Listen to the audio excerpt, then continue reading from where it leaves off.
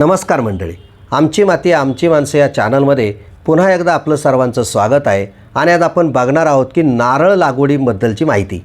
नारळ लागवडीमध्ये कोणत्या संधी आहेत, कोणत्या जातींची निवड करावी, खत नियोजन आणि पाण्याचे नियोजन कसे करावे, नारळ पिकात कोणती आंतरपिके घ्यावीत, नारळ बागेचे कीड रोगापासून संरक्षण कसे करावे, तसेच नारळाच्या विविध भागांपासून कलात्मक आणि गृहोपयोगी वस्तूंची निर्मिती कशी करावी याबद्दलची सविस्तर माहितीचा हा व्हिडिओ आहे.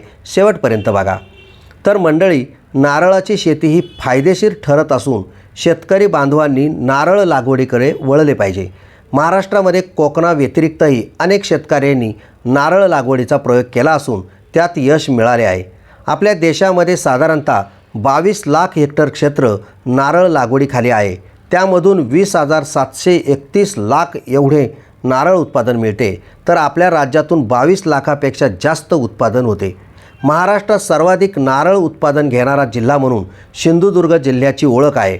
डॉक्टर बाळासाहेब सावंत कोकण कृषी विद्यापीठ दापोली अधीनस्थ प्रादेशिक नारळ संशोधन केंद्र भाटे, जिल्हा रत्नागिरी येथे आहे.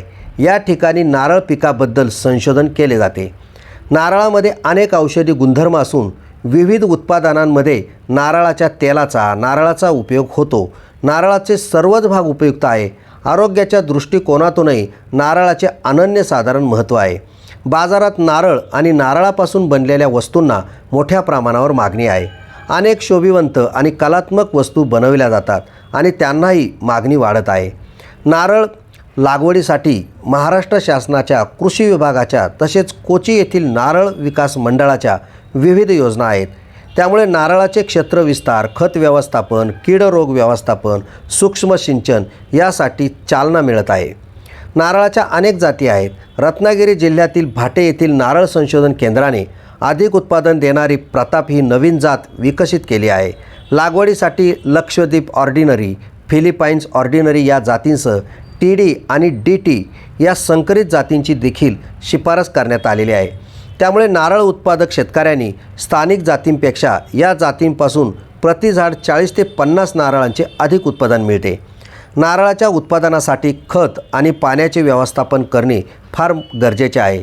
नारळ बागेसाठी अन्नद्रव्यांचे व्यवस्थित नियोजन केल्यास 4 ते 5 पट उत्पादनात वाढ होऊ शकते.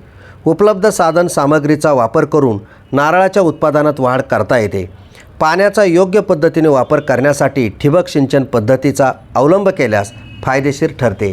नारळाच्या बागेत विविध प्रकारची आंतरपिके घेऊन आर्थिक फायदा करून घेता येतो. नारळाच्या बागेमध्ये भाजीपाला, मसाला पिके, फळभाज्या, फळपिके, फुलझाडे तसेच विविध प्रकारच्या उपयुक्त अशा औषधी वनस्पतींची लागवडसुद्धा करता येते. त्याद्वारे शेतकऱ्यांना आर्थिक फायदा होतो. नारळ बागेचे पीक संरक्षण योग्य पद्धतीने केले पाहिजे. नारळावर प्रामुख्याने गेंड्याभुंगा, सोंड्याभुंगा, काळ्या डोक्याची आळी, पांढरी माशी आणि कोंबकूज रोग इत्यादी कीड रोगांचा प्रादुर्भाव दिसून येतो.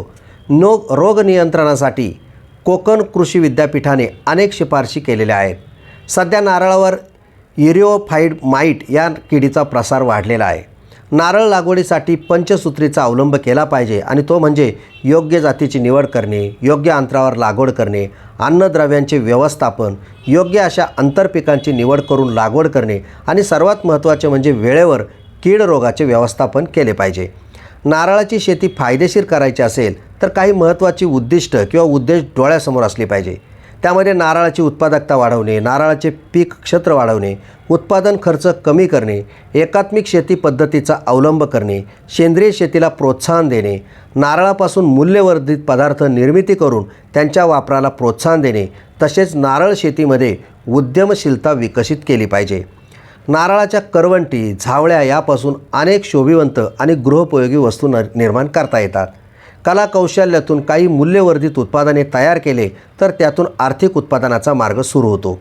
कलाकौशल्यातून म्हणजे समई, पेनचा स्टँड, चहाचा कप, घरटे, कंदील, टोपी, ग्लास, बाऊल किंवा चमचे, राखी, फुलदाणी हे असे तयार करता येतात. त्याचप्रमाणे वाघ, पोपट, बदक, घुबड, उंदीर यांच्यासारख्या प्रतिकृती, वेगवेगळे प्राणी पक्ष्यांचे मुखवटे हे सुद्धा तयार करता येतात. झावळ्यांपासून आकर्षक रंगाच्या अशा टोप्या बनवता येतात. लोक त्याच्या प्रेमात पडतात. वस्तूंच्या गुणवत्तेनुसार त्याला किंमत मिळत असते आणि ग्राहकांकडून त्याचा प्रचार प्रसारसुद्धा होतो. तर मंडळी, तुमच्या लक्षात आले असेल की आपल्याकडे अतिशय शुभ मानल्या जाणाऱ्या नारळाच्या शेतीचे किती फायदे आहेत. ज्यांना शक्य आहे किंवा नवीन प्रयोग म्हणून शेतकरी बांधवांनी नारळाची लागवड करावी. लाखोंचे उत्पादन देणाऱ्या नारळाची आधुनिक तंत्रज्ञानाच्या सहाय्याने लागवड केली पाहिजे. आणि अशाच प्रकारचे नवनवीन व्हिडिओ पाहण्यासाठी आणि तुम्ही नवीन असाल तर आमची माती आमची माणसं चॅनल सबस्क्राईब करा. धन्यवाद.